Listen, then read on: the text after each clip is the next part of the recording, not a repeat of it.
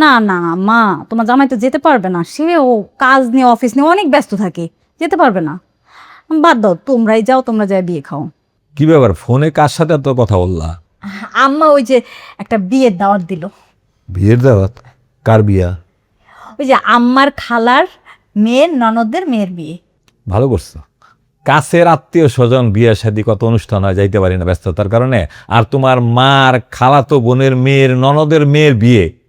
না না, আমি বলে দিচ্ছি যে আম্মা তোমার জামাই অনেক ব্যস্ত থাকে, অফিস কাজ সব কিছু নিয়ে অনেক ব্যস্ত থাকে, যাইতে পারবে না। কিন্তু আম্মা খুব করে বলতেছিল যে আয় মা, অনেক আমোদ ফুর্তি হবে। ওই যে লাইজু আছেন আমার স্বাস্থ্য বোন, ও আসবে। তারপর আমার ওই যে অস্ট্রেলিয়া মামাতো বোন লিজা, ও আসবে। ওরাও বলতেছিল যে তোরা আয়, দুলাভাইরে নিয়ে অনেক মজা হবে, নাচ গান করবো দুলাভাইয়ের সাথে, অনেক আমোদ ফুর্তি হবে, অনেক বলছে। আমি বলছি না না, সে অনেক ব্যস্ত থাকে, সে তো এইসব বিয়েতে যাবে না, এই যে অনেক দূরের আত্মীয়, এই এত বিয়ে খাওয়ার কোন টাইম আছে তার, সে অনেক ব্যস্ত থাকে। আমি না বলে দিছি, ভালো করছি না গো? ভালো করছো। কিন্তু বিষয় হলো কি, আত্মীয় কিন্তু আত্মীয়ই, কাছের হোক আর দূরের হোক। হইতে পারে তোমার মায়ের খালাতো বোনের মেয়ের ননদের মেয়ের বিয়ে, তারপর তো আত্মীয় না। বিয়েতে বললেই যাওয়া যায়। আমার একটা ভালো শাড়ি আছে, এই মুহূর্তে একটা শাড়ি কেনা লাগবে বিয়েতে যাইতে হলে। নাই, ভালো তো শাড়ি নেই কোনো ঘরে।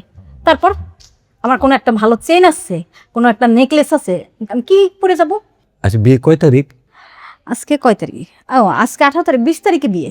কোনো টেনশন করবো না, এত বড় একটা অনুষ্ঠান, সেখানে সবাই আসবে, নাচ গানা হবে, আনন্দ ফুর্তি হবে।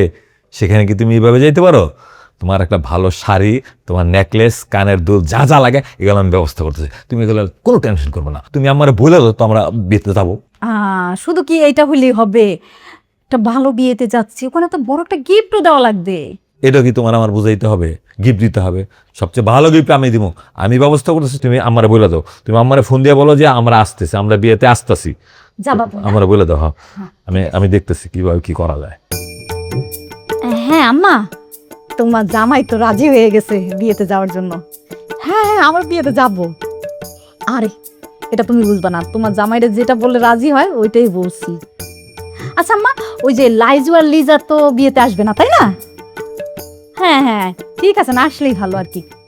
আচ্ছা আমরা রাখছি তাইলে, হ্যাঁ। মনে মনে মন কোলা খাইতেছো না? বিয়েতে যায় লাইজুর সাথে লিজার সাথে নাচবা, সেই আশায় গড়ে বালি, তারা কেউ বিয়েতে আসবে না।